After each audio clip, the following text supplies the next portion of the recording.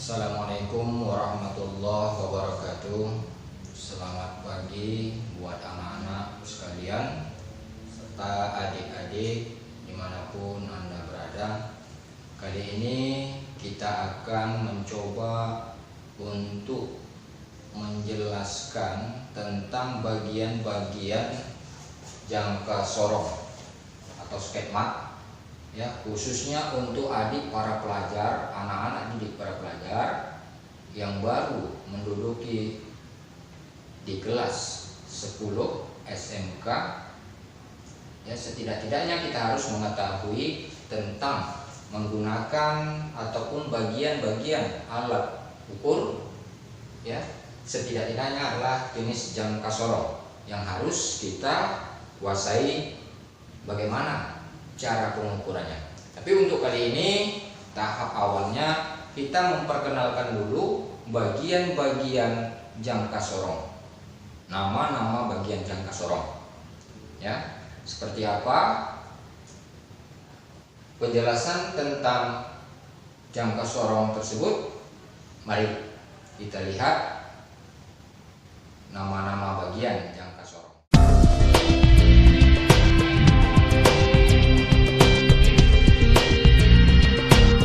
Oke, lanjut saja kita kepada penjelasan tentang bagian-bagian jangka sorong. Ya, mungkin pada sekarang ini khususnya untuk buat anak-anak ataupun adik-adik kita pelajar masih dalam keadaan situasi wabah Covid. Ya, jadi pembelajarannya melalui daring di rumah aja, tapi mungkin melalui video ini bisa bermanfaat, ya, berguna buat adik-adik atau anak-anak bangsa yang khususnya jurusan SMK untuk pengenalan awal tentang alat ukur jangka sorong. Ya, yang pertama di sini kita kenalkan bagian-bagian jangka sorong. Yang pertama, jangka sorong itu terdiri dari rahang dalam.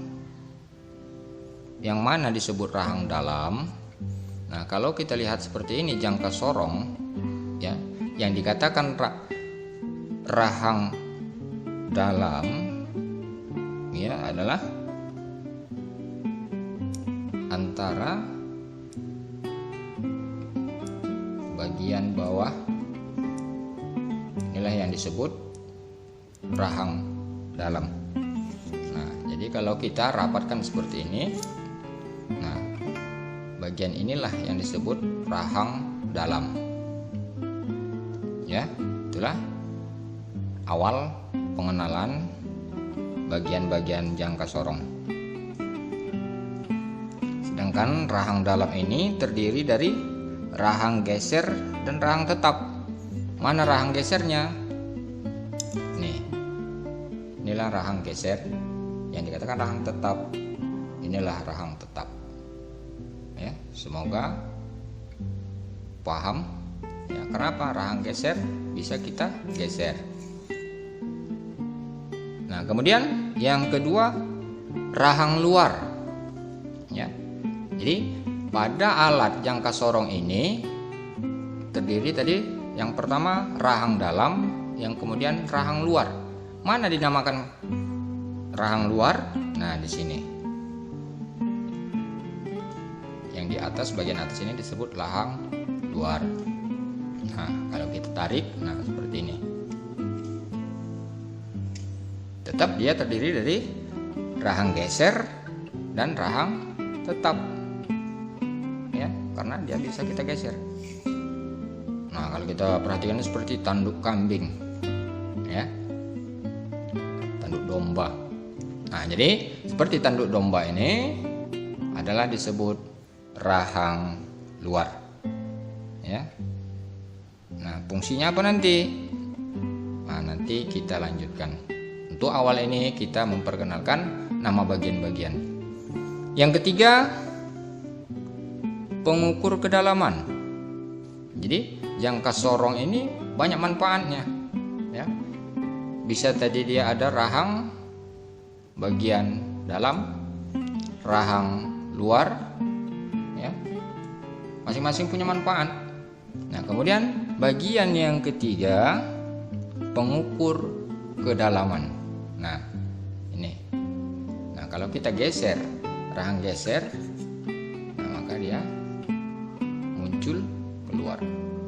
Nah, jadi ini disebut pengukur kedalaman.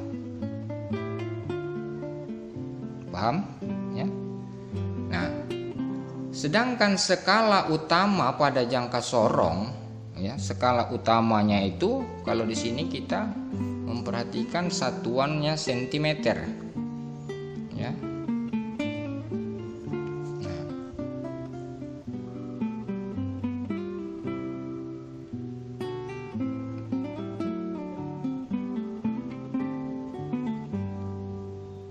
Jadi tadi rahang utama atau skala utama, ya, satuannya adalah dalam sentimeter.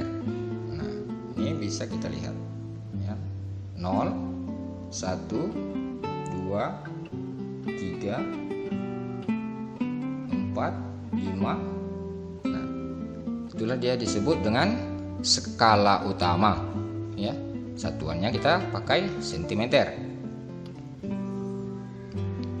Sedangkan skala utama ini terbagi dua tadi, skala utama sentimeter, kemudian skala utama bagian atas ini menggunakan inci, ya, menggunakan inci bagian atas, ya. Nah, skala bagian atas ini menggunakan inci, 1 inci, 2 inci, 3 inci, 4 inci, dan seterusnya, ya.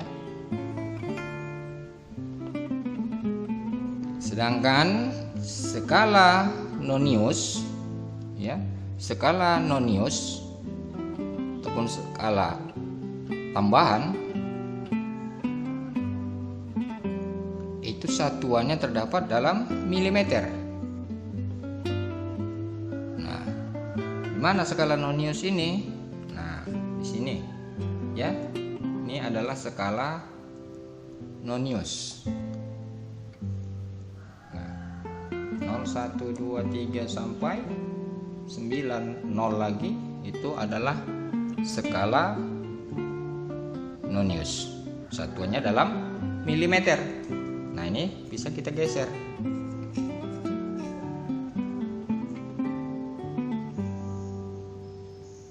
Sedangkan skala nonius dalam inci, ya.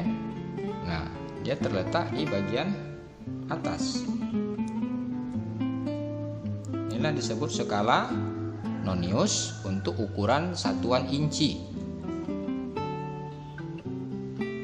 ya. Nah, sedangkan di sini adalah tempat pengunci, ya. Ketika sudah kita ukur nanti benda, maka supaya tidak lari ukuran tersebut untuk kita hitung, maka tempat di sini kita kunci, ya, menahan bagian-bagian yang bergerak pada saat berlangsungnya proses pengukuran, baik itu pengukuran menggunakan tadi rahang luar, rahang dalam, dan mengukur kedalaman. Jadi supaya tidak bergeser, maka kita gunakan pengunci di sini. Jadi itulah dulu, ya, keterangan tentang masalah jangka sorong, bagian-bagian jangka sorong, ya. Jadi ada beberapa tadi bagian yang terdapat pada jangka sorong. Nah, untuk penjelasan penggunaan jangka sorong, ya, kiranya nanti kita akan lanjutkan pembelajaran berikutnya. Jadi semoga ini bermanfaat, ya, bagi adik-adik para pelajar, anak-anak kami yang belajar di rumah, ya, mungkin bisa membantu untuk memperkenalkan alat jangka sorong ini. Ya, semoga bermanfaat. Oke, sekian video kali ini dari kami tentang jangka sorong, bagian-bagian jangka sorong. Semoga bermanfaat. Wassalamualaikum warahmatullahi wabarakatuh.